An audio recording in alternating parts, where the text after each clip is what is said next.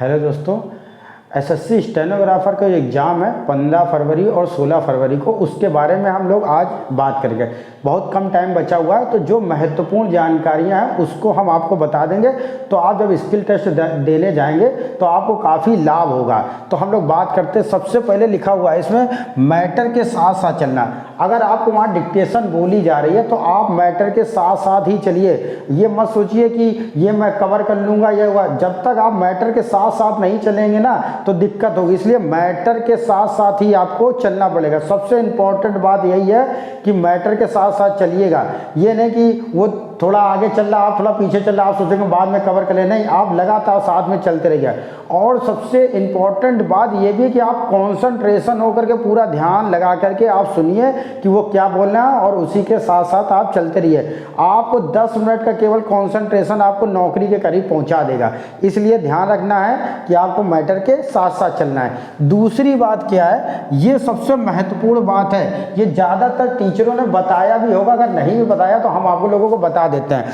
इसमें क्या होता है, जो आपको डिक्टेशन बोली जाएगी, जब आप वहाँ पे टाइप करने के लिए जाएंगे, ट्रांसलेट करने के लिए जाएंगे, तो आपको वहाँ 65 मिनट मिलेंगे डी वालों के लिए। तो आपको मैटर 10 से 15 मिनट पहले ख़त्म कर देना है, जो स्टेनो लिखी हुई है, और उसको वहाँ जब टाइप करेंगे तो पूरा मैटर आप ख़त्म कर देंगे 10 से 15 मिनट पहले। उसका कारण ये होगा कि जब आप ख़त्म कर लेंगे और उसके बाद जब आप मिलाएंगे, कि जैसे मान लो कभी कभी शब्द हो जाता है कि हम होता के बाद है नहीं लिख पाते हैं, या किसी में जल्दी में हिंदी गलत हो जाती है, तो आप वहाँ पे सुधार कर सकते हैं। आप देखेंगे पूरा मैटर जब आप टाइप कर लेंगे ना 800 वर्ड का, तो आप देखेंगे आपको कम से कम 5 से 6 गलतियाँ आपको मिलेंगी और वो आपको फ़ायदा करेगी। तो याद रखिएगा कि जब मैटर आप टाइप कर लें, कोशिश करिएगा 10 मिनट पहले, ताकि आपको वो पढ़ने का मौका मिल जाए और जो हिंदी है वो आप उसको वहाँ पे सही कर लें। सबसे इम्पॉर्टेंट बात थी। अब देखिए यहाँ पे क्या है, अब ज़्यादा दिन तो बचे नहीं है, 4 दिन 5 दिन बचे, तो आपका मैटर ज़्यादा नहीं लिखना है, आपको नॉर्मल तरीके से लिखना। अगर 1000 के सी का आप पेपर देने जा रहे हैं तो एक डिक्टेशन सी की लिखिए और एक शाम को लिखिए। केवल 2 डिक्टेशन आप लोगों को लिखनी है नॉर्मल, एक सवेरे और एक शाम को।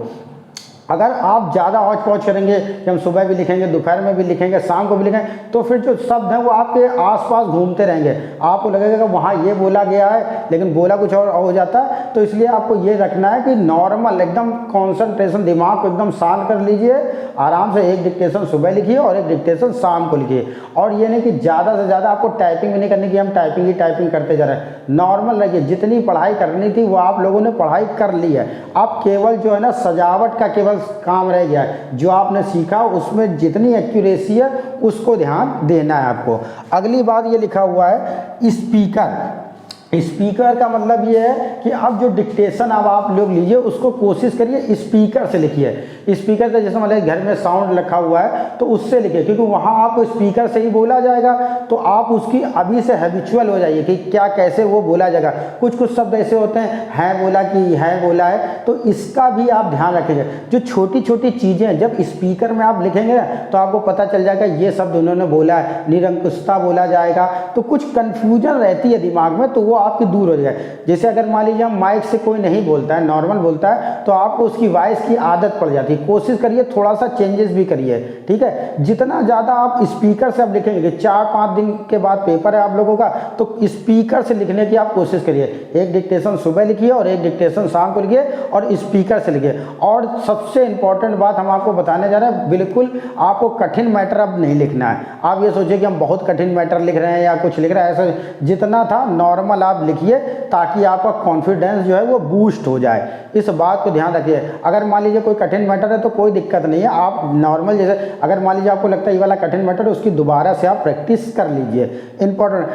अब देखिए सब होता क्या है, आपको टीचर सब कुछ सिखा देता है। अब आपको वहाँ पे अपना जितना आपने सीखा है वो आपको वहाँ पे दिखाना पड़ेगा कि मैंने साल भर इतना पढ़ा है और मुझे, और मौका एक बार मिलेगा, बार बार आपको मौका नहीं मिलेगा। इसलिए मेंटली आप लोग मजबूत जरूर हो जाइए, नींद पूरी लीजिए, आराम से रिलैक्स होइए, कोई दिक्कत नहीं है। कोशिश करिए कि 1-2 दिन पहले आप आराम से सो लीजिए कि हाँ, हम दिमाग बिल्कुल ठंडा कर लीजिए, तब आप वहाँ पे जाइए। सबका सेंटर हमें लगता है होम टाउन ही मिल जाएगा, कानपुर में वालों का है तो सबको हमें लगता है कानपुर ही मिलेगा। तो आप लोग आराम से पेपर देने जाइए और उम्मीद है कि सबका हो जाएगा। इतनी कठिन डिक्टेशन नहीं आती है, 80 की स्पीड इतनी कठिन नहीं होती, नॉर्मल सब लोग पास हो जाएंगे। ठीक है, बाद में देखा जाएगा कि मेरिट क्या है क्या नहीं है, वो हम बाद में वीडियो बनाएंगे। 100 वाले हैं वो आराम से 100 की जगह 110 की डिक्टेशन लेके थोड़ा सा बढ़ा करके लीजिए, तब आप लोगों को अब कोई दिक्कत नहीं।